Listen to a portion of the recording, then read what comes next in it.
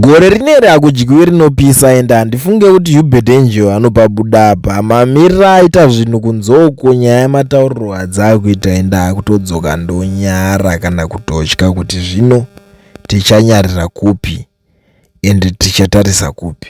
Holiten arikugara taura kuti zvoni Hubert Angel wanzi ndiye our own P Diddy akatimiririra muno muZimbabwe panyaya dzekuda pasi pemuswe. Asiwo vamwe vari kuti aiwa ruchiva rwake rwuri kumadzimai vana chero vemaspiritual sons. Vanhu vari kungotaura zvakawanda wanda. Asi muri yeZimbabwe igara mabata ipapo ukanzwa nyaya inotanga chinzi hanzi kureva kuti handisirini ndinenge ndichizvitaura not because of ndine kana wandinenge ndichitya. Aiwa kwete, magara munozviziva ndina wandinotya, handitye zvinotyisa, ndinotyisawo vamwe vanoti hanzi uchakubata uchaurayiwa, vanotyisa vanouraya. Ndagara ndikatourayiwa kudhara nditongoriwo chituna chisingavhunduke ende ukaona ndafa ndichita basa iri ndinenge ndatoita hiro gamba richarangarirwa nekusingapere. Panapa paita information iri kubuda neku Third Eye iri kunzi Zimbabwe Third Eye. Vari kutaura kuti zvoni Third Eye exclusive Hubert Angel's empire of deceit, a prophet of prosperity, a prisoner of lust.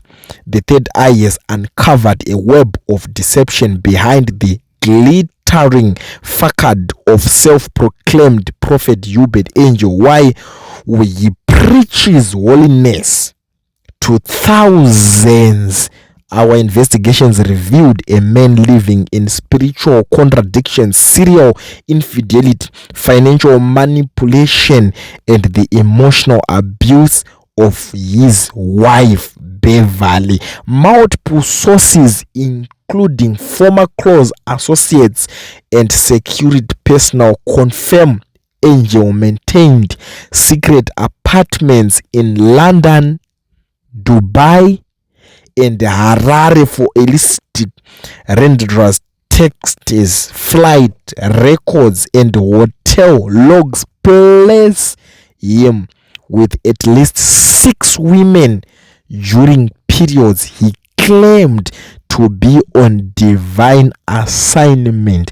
His wife Beverly, once celebrated as his anointed helpmeet, has lived in silence, torment. Insiders describe a pattern of control, isolation from family, public humiliation, and threats of disinheritance. If she speaks out, he calls her cursed. When she questions his affairs, a former household staff member revealed. Meanwhile, Angel's ministry, Good News Church, built on tithe from the poor funds, private jets, and luxury brands. Yet when confronted, he deflects with spiritual jargons. You are attacking God is anointed. The truth is clear. Hubert Angel is not a man of God.